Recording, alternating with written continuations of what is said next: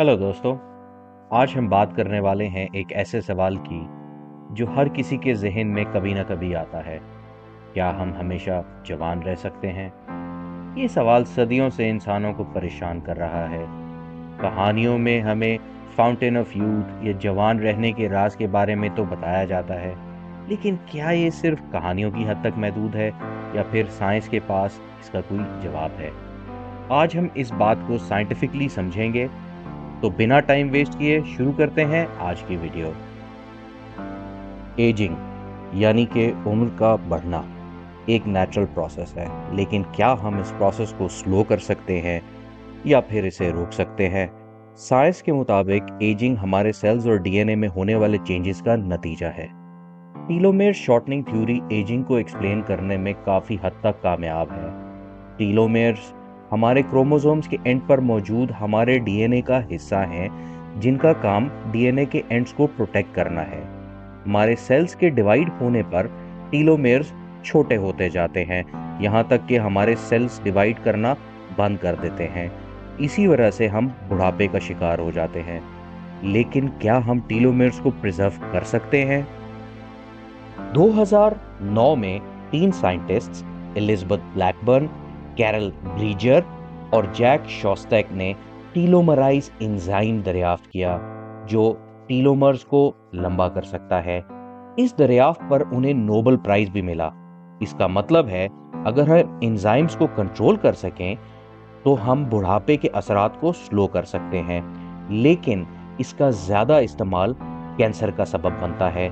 तो ये कहना गलत नहीं होगा कि ये एंजाइम्स एक दोधारी तलवार हैं।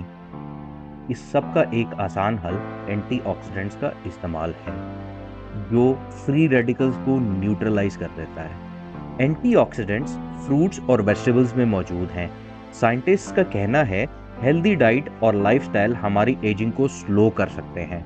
लेकिन ये भी याद रखें कि हम अपने लाइफ स्पैन को इम्प्रूव कर सकते हैं, बहुत लंबा नहीं कर सकते। अभी तक साइंस में कोई ऐसी वजह नहीं मिली जिससे हम हमेशा के लिए जवान रह सकें। अब अगर आप सोच रहे हैं कि हमें उम्मीद नहीं रखनी चाहिए, तो सुनिए। साइंटिस्ट्स ने जेनेटिक इंजीनियरिंग और स्टेम सेल थेरेपी जैसी फील्ड्स में काफी प्रोग्रेस की है। चूहों पर किए गए एक्सपेरिमेंट्स में साइंटिस्ट्स ने एजिंग को स्लो करने में कामयाबी हासिल की है। और एक और इंटरेस्टिंग कॉन्सेप्ट है कैलोरिक रिस्ट्रिक्शन। स्टडीज से पता चला है कि कम कैलोरीज लेने से ऑर्गेनिजम्स की लाइफ स्पैन बढ़ जाती है। लेकिन ये स्टडीज इंसानों पर कितनी इफेक्टिव हैं, इस पर अभी रिसर्च जारी है। अभी कुछ दिन पहले सेनोलिटिक्स नाम की एक नई टेक्नोलॉजी का जिक्र हुआ। ये वही ड्रग है जो ज़ॉम्बी सेल्स यानी कि इंसान के जिस्म के पुराने सेल्स को टारगेट करते हैं। यही सेल्स एजिंग और बीमारी की वजह बनते हैं। इस फील्ड में रिसर्च जारी है और हो सकता है कि फ्यूचर में ये हमारी ज़िंदगी को लंबा करने का राज बन जाए। एक और दिलचस्प पहलू क्रायोनिक्स का है, यानी इंसानी जिस्म को मुंजमद करके मुस्तकबिल में दोबारा जिंदा करने का तरीका।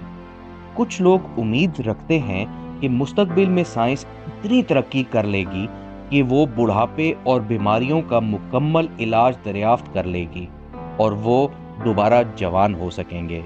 दोस्तों, अभी तक हमने ये तो समझ लिया कि साइंस के मुताबिक एजिंग को रोकना या रिवर्स करना फिलहाल पॉसिबल नहीं है।